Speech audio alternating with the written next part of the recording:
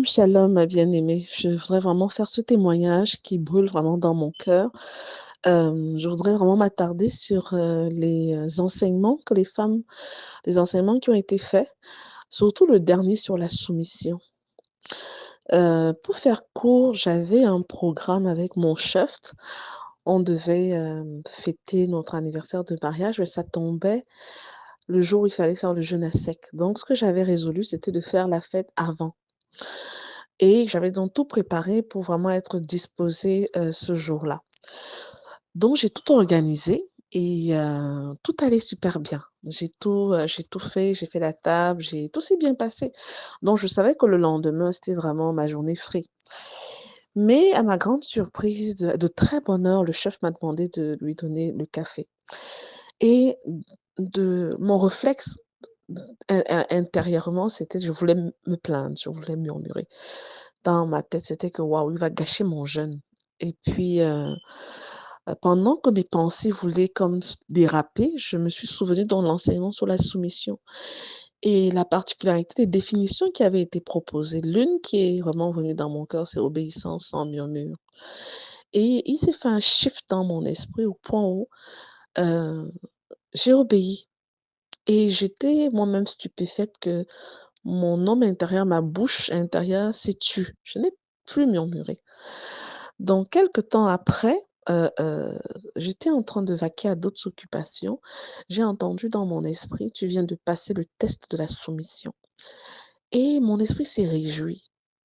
Au point où je me disais, waouh, nous les femmes, nous sommes vraiment bénies, choyées. Les filles de Sarah, nous sommes choyées parce que le Seigneur déverse des enseignements et derrière chaque enseignement, derrière chaque causerie, se cache une dispensation de grâce extraordinaire, capable de changer les raisonnements, de changer l'entendement, vraiment de renouveler les pensées.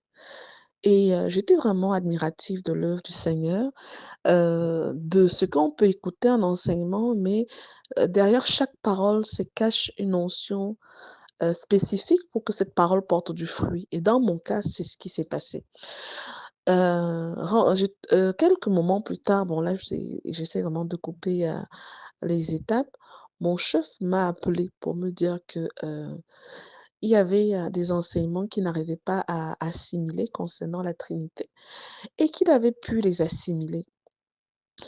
Et je me suis rendu compte, une des choses que j'ai également retenues, que je veux partager dans ces témoignages, c'est que la soumission est une arme puissante, une arme extraordinaire que le Seigneur a mise. Et pour nous, les femmes, elle est davantage puissante parce qu'elle impacte la vie spirituelle, l'atmosphère spirituelle dans laquelle le Seigneur nous a placés.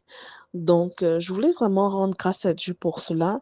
Et quand mon chef m'a donc parlé de ça, je me suis rendu compte que est-ce que c'est parce que euh, qu'est-ce qui a fait qu'ils comprennent les enseignements à ce moment-là? Mais je suis convaincue que l'obéissance de la femme, sa soumission, vient vraiment ouvrir certaines portes dans le domaine spirituel pour rendre vraiment le pays habitable. Je suis totalement convaincue de ça maintenant, plus qu'avant. Donc, que le Seigneur continue de nous d'ouvrir vraiment les yeux de nos cœurs, d'ouvrir notre entendement, qu'on vienne avec, dans l'expectative, dans l'attente d'être transformé. Ça peut avoir l'air de rien, mais même les thèmes qui sont abordés, que ce soit sur la sexualité, que ce soit sur la gestion de conflits, et davantage sur la soumission du cœur. Mes sœurs, ce thème-là, c'est vraiment une réponse que le Seigneur nous donne à nous, les femmes. Que le nom du Seigneur soit glorifié, soyons toutes bénies et continuons de croire en cette œuvre que le Seigneur fait dans nos vies. Shalom, shalom, mes bien-aimés.